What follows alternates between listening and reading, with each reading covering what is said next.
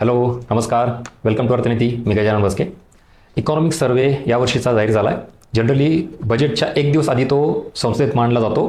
यावेळेस मात्र तो थोडा आधी अजून जास्त केलेला आहे. 29 जानेवारीला तो संसदेमध्ये मांडला गेलेला आहे. आता हे डॉक्युमेंट जर बघितला तर तुम्ही जवळपास 750 म्हणजे 700+ पेजेस त्याच्यामध्ये आहेत. एवढं हेवी डॉक्युमेंट आपण वाचायचं, त्यातून काय कंटेंट घ्यायचा, कुठला सोडायचा, काय नाही, या सगळ्या बाबतीत विद्यार्थी म्हणून तुम्हाला लिमिटेशन्स येतात. तर आपण अर्थनीतीमार्फत दरवर्षी बजेट आणि सर्वे ह्याची एक्झाम ओरिएंटेड नोट्स PDF स्वरूपात आपल्या टेलिग्राम चॅनलला टाकत असतो. काही दिवसात ती येईल, कारण त्याच्यावर काम करावं लागतं. 700 पानं कन्झ्युम करणं, त्याचं ट्रान्सलेट करणं, इम्पॉर्टंट डेटा ते पण मागच्या POQ समोर ठेवून तो तयार करणं, ह्याला थोडा वेळ लागतोच आणि तो वेळ आम्ही दरवर्षी घेतो. असं नाही की लगेच 2 दिवसात इमिजिएटली पटकन टाकली ती PDF, तशी काही न करता हे तुम्हाला काही दिवसात येईल. फक्त Arthaniti by Gajanan Baske Telegram channel join करून ठेवा, त्याचे तुम्हाला हे मिळून जाईल. बरं, दुसरा महत्त्वाचा मुद्दा की दरवर्षी कंबाईनला असेल, प्रीला असेल, मेन्सला असेल आणि राज्यसेवेला ह्याच्यावरचे प्रश्न येतात. त्यातही विशेषतः राज्यसेवेला तर बाय डिफॉल्ट तुम्हाला प्री आणि मेन्सला करावंच लागतं. आता राहिला मुद्दा कंबाईनचा. बरेच कंबाईनचे विद्यार्थी म्हणतात सर आम्हाला गरजेचं आहे काय, कशाला उघड करता, ते मी काही POQ आणून ठेवलेले तुम्हाला ते दाखवेल मी. बरं, ह्याचं इम्पॉर्टन्स काय लक्षात घ्या. इकॉनॉमिक सर्वे ज्यावेळेला आपण बघतो तेव्हा ह्याच्यामध्ये जे ऑथेंटिक डेटा येतो सगळा डायरेक्ट गव्हर्नमेंटनी तो तयार केलेला असतो, जाहीर केलेला असतो, म्हणून आपल्या परीक्षेसाठी गरजेचं आहे. इतर कुठल्याही बुक्समधून तुम्ही काही डेटा वाचाल त्याची शाश्वती नसते, ऑथेंटिक आहे नाही आहे. आयोगसुद्धा आपण ज्यावेळेला काही एखादा क्लेम करतो प्रश्नाला किंवा डेटाला तेव्हा ते ॲक्सेप्ट करेल न करेल माहीत नसतं. पण इथं मात्र दरवर्षी जी काही आकडेवारी येते ती पूर्ण गव्हर्नमेंटची असल्यामुळे आपल्याला त्याला प्रॉपर क्लेमिंगला वापरता येतं किंवा ऑथेंटिक डेटा म्हणून त्याच्याकडे बघता येतं. बरं, आता दुसरा मुद्दा येतो. प्रश्न जे येतात इकॉनॉमिक सर्वेवर त्याच्यामध्ये विशेषतः राष्ट्रीय उत्पन्न, GDP, ग्रोथ रेट हा सगळा जो डेटा असतो तो इथून घेता येते. पुढे दारिद्र्य, त्याच्यानंतर बेरोजगारी, अनएम्प्लॉयमेंट संदर्भात काही आकडेवारी दिलेली असती तीही इथूनच मिळते. फॉरेन ट्रेडबद्दल, आयात असेल, निर्यात असेल, इव्हन FDI असेल त्याच्याबद्दलची जी आकडेवारी विचारली जाते तीही आपल्याला इकॉनॉमिक सर्वेमधूनच मिळते. सो ओव्हरऑल जे प्रश्न येत आहेत किंवा आपण जे टॉपिक करतो कोर इकॉनॉमिक्सचे ते सगळे कन्सेप्टच्या अँगलने आपण एखाद्या बुकमध्ये किंवा एखाद्या बॅचमध्ये करतो, पण त्याच्या संदर्भात बदललेला डेटा हा दरवर्षी आपल्याला अपडेट करावा लागतो.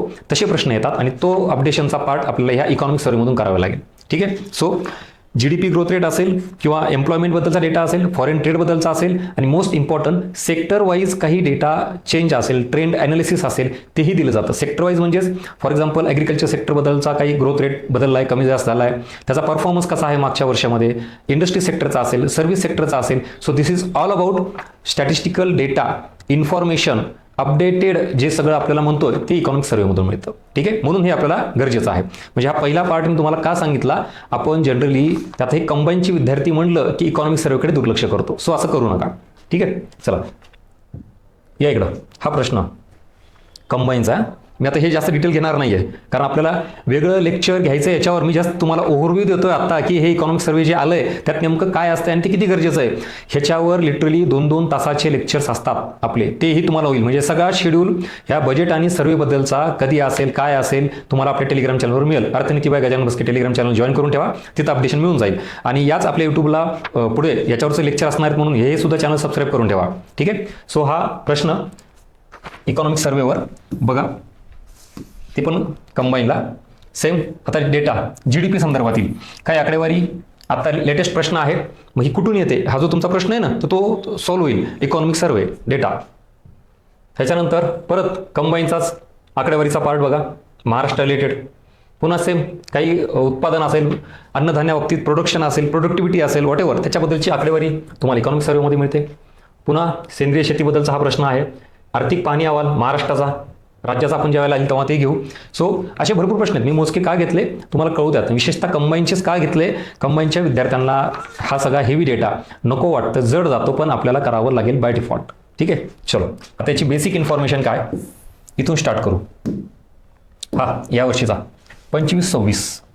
आता तुम्ही मेन डिफरन्स जर बघितला, ज्यावेळेला आता बजेट आपण बघतो तेव्हा इथं वर्ष काय असतं 2026-27 आणि इथं वर्ष काय आहे 2025-26. असं का? याच्यात एक गोष्ट लक्षात घ्या, आपण इकॉनॉमिक सर्वे हा नेमका काय आहे न समजता डायरेक्टली खूप त्याचे ते सगळे डिटेल्स आकडेवारी त्याच्याकडे जातो. त्याच्या अगोदर इकॉनॉमिक सर्वेबद्दलची बेसिक इन्फॉर्मेशन तुम्हाला पॉलिटी अँगलनी पण येऊ शकते आणि इकॉनॉमिक्समध्ये सुद्धा येऊ शकते. ठीक आहे. सो बजेट ज्यावेळेला आपण जाहीर करतो तेव्हा हे नेक्स्ट फायनान्शियल इयरसाठी असतं.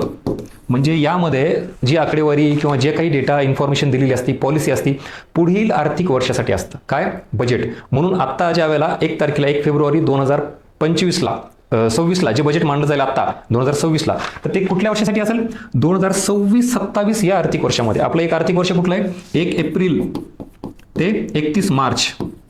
म्हणजे मग हे बजेट 1 एप्रिल पासून या आर्थिक वर्षापासून लागू होईल. ते कधीपर्यंत? मार्चपर्यंत. पण कुठल्या? 2027च्या. म्हणून हे झालं बजेट. आता ज्यावेळेला तुम्ही सर्वे म्हणताय, इकॉनॉमिक सर्वे हा काय असतो? मागच्या आर्थिक वर्षाचा डेटा. म्हणजे पुढच्या वर्षी आपण काय काय केलं पाहिजे ते इथं असतं. आणि मागच्या वर्षी ॲक्च्युली आपल्या इकॉनॉमीने काय परफॉर्मन्स दिलाय, सेक्टर वाईज काय काय गोष्टी ग्रो झाल्यात, डिक्लाईन झाल्यात, त्या सगळ्या आकडेवारी संदर्भातील जो रिपोर्ट असतो, जो सर्वे असतो, that is called as economic survey. म्हणून ह्याला वर्ष काय असतं? 2025-26. बजेटला वर्ष काय असतं? 2026-27. Got it? एवढं साधं बेसिक आपल्याला माहिती नसतं. त्याच्याबद्दल आपण कुठल्याही बुकमध्ये किंवा कशामध्ये ही इन्फॉर्मेशन कदाचित दिली नसल्यामुळे आपण ती बाजूला ठेवतो आणि फक्त करंट आकडेवारी डेटावरच फोकस करतो. ह्याही गोष्टी माहिती असल्या तर अजून बऱ्याच गोष्टी सोप्या जातील तुम्हाला. सो हे झालं इकॉनॉमिक सर्वे आणि बजेट या दोघांमधला फरक, याचं वर्ष. आता थोडं पुढे गेलात तर तुम्हाला हे एक लक्षात येईल, या बजेटमध्ये आणि सर्वेमध्ये अजून एक पॉईंट सगळ्यात इम्पॉर्टंट. Just minute. ज्यावेळेला आपण इकॉनॉमिक सर्वे हे विचारात घेतो तर ह्याच्याबद्दलचे काही बेसिक पॉईंट्स आहेत. नंबर 1, तुम्हाला मी आता वर्षाचं सांगितलं की वर्ष मागचं का असतं. त्याच्या पुढे कॉन्स्टिट्युशनल प्रोव्हिजन काही आहे का. आता बजेटबद्दल प्रश्न आलेला आपल्याला. अर्थसंकल्प म्हणजे किती आर्टिकल आहे, कलम किती त्याच्या संदर्भात, तो प्रश्न आलेला आहे. 112, 111 का 110. मग राज्याचं किती आहे? 201 का 202? मला कमेंट बॉक्समध्ये मेन्शन करा. अर्थसंकल्प, बजेट या संदर्भात घटनेमध्ये कुठल्या कलमामध्ये, आर्टिकलमध्ये उल्लेख आहे? हां, आता हे माहिती पाहिजे की बजेट असा उल्लेख नाही आहे तर काय आहे? वार्षिक वित्तीय विवरणपत्र, ॲन्युअल फायनान्शियल स्टेटमेंट. मला कमेंट बॉक्समध्ये मेन्शन करा, हे माहिती का तुम्हाला. दुसरा महत्त्वाचा पॉईंट, आता जर मी बजेटबद्दल सांगितलं असेल तर इकॉनॉमिक सर्वेबद्दलचं आर्टिकल सांगा. त्याचा घटनेमध्ये कुठल्या कलमात उल्लेख आहे? आर्थिक पाहणी अहवाल. सो पटकन मेन्शन करा कमेंट बॉक्समध्ये. दोन्ही गोष्टींचे आर्टिकल विचारलेत मी तुम्हाला, बजेट संदर्भातील आर्टिकल आणि इकॉनॉमिक सर्वेबद्दल आर्टिकल. सो याच्यामध्ये राज्यघटनेत इकॉनॉमिक सर्वेबद्दल कुठलंही कॉन्स्टिट्युशनल प्रोव्हिजन नाही आहे किंवा उल्लेख नाही, जसा की बजेटचा आहे. ठीक आहे. सो हा सगळ्यात इम्पॉर्टंट पॉईंट. इथं कुठलंही कलम चिपकवायचं नाही, उगाच अंदाजे काहीतरी लावलं 111, 112, 110 असं नाही, ते बजेट संदर्भात आहे. ठीक आहे. सो ही बेसिक गोष्ट मोस्ट इम्पॉर्टंट. पुढं आता इथं इकॉनॉमिक सर्वे हा सगळा जो आता मांडला जातो ह्याच्यामध्ये परत 2 भाग आपण करू शकतो. म्हणजे असं नाही की सर फक्त मागच्या वर्षीचीच आकडेवारी असते का. तर बघा आता इकॉनॉमिक सर्वे याच्याबद्दल अजून एक पॉईंट तुम्हाला महत्त्वाचा माहिती पाहिजे. एक म्हणजे लास्ट इयरचा डेटा, आकडेवारी. लास्ट इयर डेटा, आकडेवारी हे तर असतंच. पण आता इथं महत्त्वाचा पॉईंट येतो की या सगळ्या डेटा आकडेवारीवरून आपल्याला काय कळतं? आपल्या इकॉनॉमीची अवस्था कळते की कशी आहे, काय परफॉर्मन्स आहे, आपण जे आधीचे पॉलिसी धोरणं ठरवले होते ते वर्कआउट होत आहेत का, सेक्टर वाईज काय परफॉर्मन्स आहे, हे सगळं याच्यावरून कळल्यानंतर, म्हणजे हे सगळं बघितल्यानंतर काय कळतं की ॲक्च्युअल प्रॉब्लेम्स काय आहेत आपल्या इकॉनॉमीमध्ये, कुठल्या गोष्टी ह्या निगेटिव्ह आहेत, डिक्लाईन स्टेजमध्ये आहेत, कुठल्या सेक्टरमध्ये आपण मागे आहोत, म्हणजे प्रॉब्लेम्स पण कळतात आपल्याला. आणि मग हे प्रॉब्लेम्ससुद्धा इथं मेन्शन केलेले असतात. आणि याच प्रॉब्लेम्सला परत त्यांनी काय दिलेलं असतं? सोल्युशन सुद्धा दिलेले असतात. म्हणजेच एकंदरीत इकॉनॉमिक सर्वेमध्ये डेटाचा एक पार्ट असतो आणि त्या आधारावर मग आपल्याकडे काय प्रॉब्लेम्स आहेत आणि त्याला काय सोल्युशन आहे ह्याच्या संदर्भात काही सजेशन सुद्धा दिलेले असतात. आणि फ्युचर परत काही पुढच्या वर्षी म्हणजे आपण जर असं काही धोरण बदललं चांगल्या पद्धतीनं तर त्याचे प्रिडिक्शन्स पण दिलेले असतात. मग हा सकारात्मक बदल दिसून येईल किंवा जर आपण त्या गोष्टी पॉलिसी नाही राबवल्या तर त्याचे धोके पण दिलेले असतात. राईट. सो प्रिडिक्शन्स पॉझिटिव्ह असेल, निगेटिव्ह असेल, असा सगळा हा पार्ट. म्हणजे एक झाला पूर्ण डेटा स्टॅटिस्टिकल, जे आपण म्हणतो ना सर अशी आकडेवारीवर आयोग प्रश्न कुठं विचारतो, तर तो हा वाला पार्ट. आणि at the same time Rajyaseva descriptive जर करत असाल तर मेन्सला जे क्वेश्चन फ्रेम होतात GS3 इकॉनॉमीमध्ये completely based on this area. Problems, solution, suggestion, predictions, नेमका प्रॉब्लेम काय आहेत, मग त्याच्यावर सोल्युशन काय आहेत, गव्हर्नमेंटची काय पॉलिसी असली पाहिजे, हा कम्प्लिटली तुम्हाला राज्यसेवा मुख्य परीक्षा GS3 इकॉनॉमीमध्ये कामाला येणार आहे. ह्याला अजिबात सोडू नका. आणि मग जर तुम्ही राज्यसेवा प्रीबद्दल बोलत असाल आणि त्यात एक कंबाईंड प्री आणि मेन्सबद्दल बोलत असाल तर तुम्हाला जास्त कुठला पार्ट, हा वाला पार्ट आहे. एवढा मोठा हवा काय. आणि मुळात मी हे लेक्चर घेण्यामागचं कारण काय, हे वाटतं तुम्हाला की फार शॉर्ट लेक्चर आहे, पण हे खूप गरजेचं आहे. इकॉनॉमिक सर्व्हे काय असतो हेच बऱ्याच जणांना माहीत नाही आहे. आणि ह्याच्यामुळे होते काय, काय अभ्यास करायचा, काय नाही करायचा, कंबाईनला काय करायचा, राज्यसेवेला काय करायचा, अशा सगळ्या गोष्टीमध्ये प्रचंड गोंधळ असतो. आणि आला इकॉनॉमिक सर्व्हे, आल्या कुठल्या अकॅडमीच्या नोट्स की वाचून काढ, अरे पण तू कुठली परीक्षा देतोय, त्यातही तू कुठला डेटा वाचतोय, ह्याच्याबद्दल काही क्लॅरिटी नसते. म्हणून ह्या लेक्चरचं इम्पॉर्टन्स आहे. आता कळालं. बऱ्याच जणांना असं वाटत असेल की सर ॲक्च्युली मेन लेक्चर कधी होणार आहे मला ते सांगा, हे नको आम्हाला जनरल इंट्रोडक्शन. ठीक आहे बाबा, तू मेन लेक्चरला ये, म्हणजे परत तुला तेच कळेल की सगळंच वाचलं पाहिजे का. ठीक आहे, म्हणून हे लेक्चर सगळं जे आहे शेवटपर्यंत नीट बघा, तुम्हाला इकॉनॉमिक सर्व्हेबद्दल क्लॅरिटी येईल. सेम असंच लेक्चर तुम्हाला बजेटबद्दल पण असणार आहे, म्हणजे ते नेमकं काय आहे आणि कुठला डेटा दिला जातो, कुठला वाचला पाहिजे याबाबत नक्की क्लॅरिटी आली असेल तर मला परत तुमचे फीडबॅक मेन्शन करा आणि व्हिडिओला लाईक करून जास्तीत जास्त विद्यार्थ्यांना शेअर करा. कारण हा प्रॉब्लेम मला जास्त जाणवला की इकॉनॉमिक सर्व्हेच काय हेच माहीत नाही, त्यात काय येतं ह्याच गोष्टी माहिती नसतात. त्यामुळे आवर्जून फीडबॅक मेन्शन करा. चला, आता इथं पण आत्तापर्यंत बऱ्याच वेळा काय जायचं, 2 पार्टमध्ये इकॉनॉमिक सर्व्हे यायचा, व्हॉल्यूममध्ये, व्हॉल्यूम फर्स्ट, व्हॉल्यूम सेकंड. पण परत मग त्यांनी काय केलं, एकच व्हॉल्यूममध्ये द्यायला केला, परत 2 व्हॉल्यूममध्ये केलं, म्हणजे ते चालू बंद केलं गेलं सगळं. आता परत मागच्या काही वर्षांपासून एकच व्हॉल्यूममध्ये इकॉनॉमिक सर्व्हे येतोय आपल्याला. आणि त्या एका व्हॉल्यूममध्ये हा एक पार्ट असतो आणि हा इकडचा एक प्रॉब्लेम असतो. ह्याला आपण थेरॉटिकल म्हणू, ह्याला आपण पूर्ण फॅक्च्युअल डेटा म्हणू, स्टॅटिस्टिकल डेटा म्हणू, जो आपल्या कंबाईनला, प्री मेन्सला आणि राज्यसेवा प्रीला हा जास्त कामाला आहे, हा राज्यसेवा मेन्सला. आता ह्याचा अर्थ असा नाही की इकडून कंबाईनला किंवा कुठं प्रश्न फ्रेम होत नाहीत, होईल, पण रेअर. मॅक्झिमम आपल्याला जो डेटा लागतो तो कुठं अवेलेबल असतो, या पार्टमध्ये, कारण ही पूर्ण थेरी आहे, थेरॉटिकल आहे. क्लिअर. चलो, यस, ह्या झाल्या मेन इकॉनॉमिक सर्व्हेबद्दलच्या गोष्टी. आता काही तुम्हाला इतर स्टॅटिक डेटाचा विचारला की इकॉनॉमिक सर्व्हे हा सर्वप्रथम कधी मांडण्यात आला, सादर करण्यात आला, तर बजेटबद्दल खूप माहिती असते, इकॉनॉमिक सर्व्हेबद्दल नाही. इकॉनॉमिक सर्व्हेबद्दल तुम्हाला जर विचारलं मी, सांगा बरं पहिला इकॉनॉमिक सर्व्हे कधीचा आहे, नाही माहीत. बरं, तो पहिल्यापासूनच स्वतंत्र मांडला होता का, जसा आत्ता मांडतोय की आधी इकॉनॉमिक सर्व्हे येतो नंतर बजेट येतं, मग हे आधीपासूनच आहे का नंतर काही चेंज झाला, ह्याच्याबद्दल क्लॅरिटी नसते. या इकडं हे सगळं मी टेलिग्रामला टाकतो बरं का, डोंट वरी. ही इमेज असेल किंवा ही इमेज असेल, Arthaniti by Gajanan Maske Telegram channel search करा, ही बेसिक इन्फॉर्मेशन असलेली PDF तिथे तुम्हाला येऊन जाईल. बघा काय पार्ट आहे हा, की भारताचा पहिला आर्थिक सर्वेक्षण अहवाल, त्याला आपण इकॉनॉमिक सर्व्हे म्हणतो, हा 1950-51 या आर्थिक वर्षामध्ये सादर केला. Directly to the point fact येऊ शकतो. नेक्स्ट, आता 1964 पर्यंत हा बजेटसोबतच सादर केला होता, म्हणजे वेगळं नव्हतं. एकाच म्हणजे बजेटच्या डॉक्युमेंटमध्ये सर्वेची पण सगळी इन्फॉर्मेशन डेटा यायची. कधीपर्यंत, हे 1964 पर्यंत. पण 1964 पासून आर्थिक सर्वेक्षण अहवाल हा बजेटपासून काय केला, वेगळा आणि स्वतंत्रपणे सादर केला गेला. म्हणजे आता इथे तुम्हाला साधे फॅक्ट्सवाले प्रश्न तयार होतील प्रीच्या अँगलने. एकतर पहिला आर्थिक पाहणी अहवाल कधी, हे वर्ष, आणि स्वतंत्रपणे कधी मांडला गेला तर मात्र हे वर्ष. वॉट इट, कन्फ्युजन होऊ नका. प्रश्न काय विचारला त्याच्यानुसार तुमचं उत्तर बदलायला पाहिजे. हां, आणि हे आर्थिक सर्वेक्षण अहवाल साधारणतः जनरली असा काही फिक्स रूल नाही आहे की बजेटच्या 1 किंवा 2 दिवस आधी तो सादर केला जातो, जसं आता यावेळेस 29 तारखेला सादर केलेला आहे आणि 2 खंडामध्ये असतो. परत फिक्स असं काही नाही. इकॉनॉमिक सर्व्हेबद्दल लक्षात घ्या, त्यावेळी गव्हर्नमेंटची पॉलिसी, त्यावेळेला ती चीफ इकॉनॉमिक ॲडवायझर कोण असतं त्याच्यानुसार ते निर्णय होतात. मग आता आपले व्ही आनंद नागेश्वरम आहेत, त्यांनी परत एकाच खंडामध्ये दिलेलं आहे, 2 खंड नाही. मग कोण तयार करतं, तर याच्यामध्ये मोस्ट इम्पॉर्टंट आपलं फायनान्स मिनिस्ट्री, त्याच्यामध्ये देशाचे मुख्य आर्थिक सल्लागार, स्टार मार्क करा बरं का. इकॉनॉमिक सर्व्हे जो तयार होतो त्याच्यामध्ये इम्पॉर्टंट रोल कोणाचा आहे, तर मुख्य आर्थिक सल्लागार, चीफ इकॉनॉमिक ॲडवायझर. आणि मग ऑब्व्हियसली मंत्रालय कुठलं आहे, तर वित्त मंत्रालय. साधे प्रश्न येतात, आपण मेन जी गोष्ट आहे करंटचा सगळा डेटा त्याच्यावर फोकस करतो, पण बेसिक लक्षात घ्या, बजेट असेल, इकॉनॉमिक सर्व्हे असेल, मंत्रालय कुठलं, प्रश्न आहे बरं का. मी परत म्हणलं सगळे प्रश्न मी त्या मेन लेक्चरला घेणार आहे, ज्यावेळेला आपले 2-2 तासाचे 3-3 तासाचे जे लेक्चर होतात ना बजेट आणि सर्व्हेवर, तिथं परत घेईल. पण इथं मी सगळे POQ का नाही आणले, कारण तुम्हाला त्या लेक्चरमध्ये सगळं होणार आहे. क्लिअर कट प्रश्न आहे. अर्थसंकल्प, मला वाटतं त्याच्यात आयोगाने हे टाकलंय, कृषी मंत्रालय मार्फत तयार केला जातो असा आयोगाचा ऑप्शन आहे, जो चुकीचा आहे. मग बजेट असेल, सर्वे असेल, कुठलं मंत्रालय, वित्त मंत्रालय.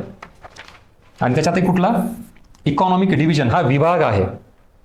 आर्थिक व्यवहार विभागाच्या अंतर्गत परत तो व्यवहार आहे बरं का, विभाग आहे. म्हणजे इथं आर्थिक व्यवहार विभाग हा पण आहे आणि त्याच्या अंतर्गत मग कुठलं डिव्हिजन आहे, इकॉनॉमिक डिव्हिजन. ह्याच्यात काही आधीच्या गोष्टी आहेत त्या मी अपडेट करून परत टाकेल. आणि उद्देश काय असतो तर क्लिअर कट मागील वर्षाच्या देशाच्या अर्थव्यवस्थेची स्थिती, विविध निर्देशक असेल, पुढे येणाऱ्या वर्षासाठी नव्या अर्थसंकल्पासाठी काही दृष्टिकोन, रोड मॅप जे तुम्हाला सांगितलं ते. ठीक आहे. यस, इतरही काही पॉईंट आहेत तेच आपण जे आता डिस्कस केलेले आहेत हे तुम्हाला याच्यात येऊन जातील, टेलिग्रामला आपल्या टाकून देतो मी तुम्हाला. यस, हा झाला पूर्ण बेसिक पार्ट. आता हा या वर्षीचा जो आहे हे इथं तुम्हाला परत दिसेल. Government of India, ministry of finance, department of economic affairs, हे या मोस्ट इम्पॉर्टंट. आणि त्याच्यामध्ये इकॉनॉमिक डिव्हिजन, हेच आत्ता आपण जे बोललो का ते फक्त मी या वर्षीचा बजेटनुसार घेतलं, हे इथं सर्वेनुसार. आणि परत या वर्षीचा सर्वे मला मुख्य आर्थिक सल्लागार हे इथं कोण आहेत, व्ही अनंता नागेश्वरम, चीफ इकॉनॉमिक ॲडवायझर. आणि ही डेट 29 जानेवारी 2026. आणि हे आहे कव्हर पेज या वर्षीच्या सर्वेचं. आता कव्हर पेजवरून सुद्धा क्वेश्चन फ्रेम होऊ शकतो. व्ही शेप रिकव्हरीवाला प्रश्न आठवतो का, या इकडं. म्हणून हे लेक्चर का बघा, तुम्हाला सर्वे काय असतो हे ते कळू द्या आधी, या इकडं. आणि प्रश्न येतो का, काय प्रश्न आहे वाचा.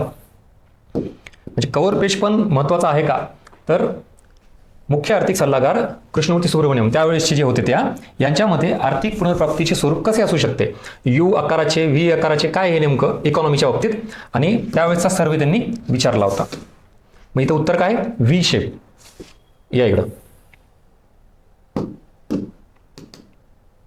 हे वर्ष हे होतं का 2021 प्रश्नामधलं. आणि मग हा कव्हर पेज आहे सगळा आणि इकॉनॉमिक सर्वेचा. हे व्ही शेप दिसते का, ही अशी आपली इकॉनॉमी कोविडच्या वेळेस पूर्ण डाऊन झाली होती ना.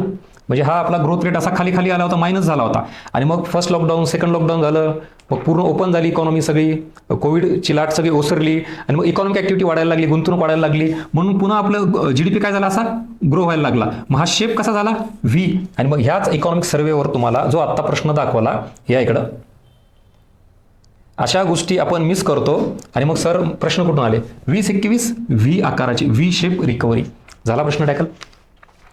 इकॉनॉमिक सर्वे आणि बजेट संदर्भात आता आपले जे जे अपडेट्स येतील अजिबात मिस करू नका. कारण व्हास्ट इन्फॉर्मेशन प्रचंड, म्हणलं तुम्हाला 750 pages, not a joke. So यातलं काय करायचं काय नाही करायचं हे विद्यार्थी म्हणून तुम्हाला लिमिटेशन्स येतात. म्हणून ज्या ज्या गोष्टी गरजेच्या आहेत विथ PYQ, असं नाही की मला हे वाटतं योग्य म्हणून मी घेतो. UPSC प्री, राज्यसेवा प्री आणि कंबाईंड प्री प्लस मेन्स असे सगळे PYQ त्याचे एकत्रीकरण करून जो जो डेटा गरजेचा आहे तो कंपाईल करणार आहे मी या 700 पानातून, 750 पानातून. आणि तो तुम्हाला देणार आहे. त्याच्यावर लेक्चर पण डिटेल होणार आहे. पण काय आहे, काय प्रकार आहे हे तुम्हाला कळू देतात आधी इथं. म्हणून हे लक्षात ठेवा, या सगळ्या गोष्टी कव्हर पेजवरून सुद्धा एखादा प्रश्न कव्हर होतो का, हे आता मागच्या वर्षीचं कव्हर पेज, हे त्याच्या आधीचं कव्हर पेज अशा आहेत. आणि ह्या वर्षीचं कव्हर पेज काय सांगतो तुम्हाला, डायरेक्ट हे नाही, हे फॉरेन ट्रेडचं सगळं इथं कव्हर झालेलं आहे. हे तुम्हाला दिसतं फॉरेन ट्रेड, आयात निर्यात. मग ही थीम काहीतरी सजेस्ट करत असाल ना.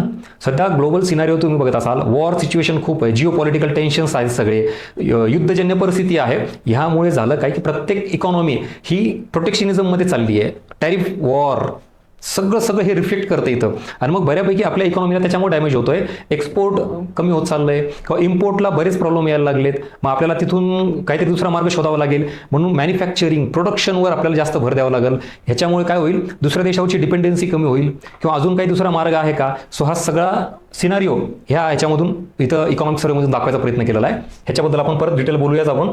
ठीक आहे, हे झाले कव्हर पेज. आता तुम्ही चॅप्टर्स जर बघितलं याच्यामध्ये, म्हणजे 750 पानांमध्ये काय दिलेलं आहे, तर हे सगळे एकूण चॅप्टर्स आहेत. कुठले कुठले एरिया जे तुम्हाला इथे दिसतं. पहिल्यांदा बेसिक, परत इकॉनॉमीबाबत, फिस्कल डेव्हलपमेंट, जे सार्वजनिक वित्ताबद्दल आकडे येतात ना ते इथून येतात. म्हणजे राजकोषी तुटीबद्दल असू द्यात, सरकारच्या खर्चा उत्पन्नाबाबत असू द्यात, कुठलाही. मॉनिटरी मॅनेजमेंट म्हणजेच RBI संदर्भातील काय आकडेवारी असेल तो हा वाला टॉपिक आहे. एक्सटर्नल सेक्टर म्हणजे परत इथं फॉरेन ट्रेड, म्हणजे किती 3 टॉपिक कव्हर झाले का. आपल्याला काय वाटतं की आपण कोर इकॉनॉमिक्स कन्सेप्च्युअल लेवलला केलं की मार्क येतात, पण त्याला आता ह्या करंट अपडेटची जोड द्यावं लागेल. ते हे सगळे टॉपिक आहेत. इन्फ्लेशन, महागाई संदर्भात हा टॉपिक आहे तुमचा. बघा दिसतंय का, आता इथं मोठं करतो. हा इन्फ्लेशन, हा एक्सटर्नल सेक्टर म्हणजेच परकीय व्यापार, RBI संदर्भात, फिस्कल म्हणजे सार्वजनिक वित्त, पब्लिक फायनान्स, आणि हे ओव्हरऑलच पूर्ण इकॉनॉमीबद्दल दिलेलं आहे सगळं. क्लिअर कट टॉपिक आहेत हे इन्फ्लेशन. मग देशात इन्फ्लेशन, फूड इन्फ्लेशन असेल, अजून कुठल्या प्रकारचं असेल, CPI, WPI, जी आकडेवारी विचारली जाते परीक्षेत ती कुठून मिळते, ही इथून मिळते. नेक्स्ट, अशा आता भरपूर टॉपिक आहेत, मी घेईल त्यावेळेला तुम्हाला सांगेल. फक्त दाखवतो की इकॉनॉमिक सर्वे काय, हे agriculture related, food management, food production, food productivity किंवा इतर कुठल्याही ॲग्रिकल्चर संदर्भातील ह्या गोष्टी, सर्व्हिस सेक्टर घ्या, इंडस्ट्री सेक्टर घ्या, सगळं जे काही आपल्याला लागतं ना हे येतं, सगळं घ्यायचं आहे आपल्याला. हे टोटल 16 टॉपिक आहेत, 16. ह्या 16 टॉपिकमध्ये मग आपल्याला ते 750 पानं हे इथं एवढे डाटा कन्झ्युम करायचा आणि त्याच्यामध्ये हे असं दिलेलं असतं बघा. हे आता हा सगळा किचकट प्रकार आहे, हा समजून घेणे, डिकोड करणे, ह्याची इन्फॉर्मेशन विद्यार्थी म्हणून परत तुम्हाला मर्यादा येते, ते तुम्हाला व्यवस्थित करून दिलं जाईल एक्झाम ओरिएंटेड. हे काय प्रकार आहे हे सगळा, हे सिनारिओ, हे ग्राफ काय सांगतोय, अनसर्टनिटी किती वाढलेली आहे. त्यात हे आता इथं आपण हे ऑक्टोबर 25ला आहोत, पीक लेवलला अनसर्टनिटी आहे, त्याचे काय काय परिणाम आहेत, कसे देश प्रत्येक लेवलला आपण स्वतःच्या पद्धतीने कसं मॅनेज करतोय, टॅरिफचा असू द्यात किंवा इतर देशांच्या वस्तूवर कसे निर्बंध लावतोय त्याचे सगळे परिणाम, इकॉनॉमी कशी ग्रो करते, हे सगळे आकडेवारी हे इथं, हे टेबल चार्ट ग्राफ दिसतंय. हे फिस्कल डेफिसिट घ्या, डायरेक्टली प्रश्न आहेत आपल्याला, मागच्या वर्षांची आकडेवारी दिलेली आहे. So 9.2 highest. आता असं काही हायेस्ट असेल ना डेफिनेटली तुम्हाला क्वेश्चन येणार. म्हणजे याच्या आधी मला वाटतं GDP ग्रोथ रेट एक हायेस्ट होता, तो फर्स्ट टाइम जास्त गेला होता मागच्या काही वर्षापासून, ते वर्ष विचारलं होतं. इथं काय क्लिअर कट फिस्कल डेफिसिट आणि त्याच्यासोबत प्रायमरी डेफिसिट. मग आता कोर कन्सेप्ट आल्या बघा, वित्तीय तूट म्हणजे राजकोषीय तूट म्हणजे काय, प्राथमिक तूट म्हणजे काय, आणि त्या संदर्भातील ही करंट आकडेवारी. ठीक आहे. अजून हे सगळे ग्राफ काय सांगतायत, ह्याच्यातून काय आकडेवारी घ्यायची आहेत, सगळंच कसं शक्य करणं, हे इथं परत खूप इन्फॉर्मेशन आहे. हा वाला पार्ट काय इकडं, GVA growth, agriculture sector, crop, live stock, म्हणजे ॲग्रीच्या संदर्भात जे काही प्रश्न तुम्हाला येतील हे इथून एक फ्रेम होईल तुम्हाला, हा वाला प्रश्न.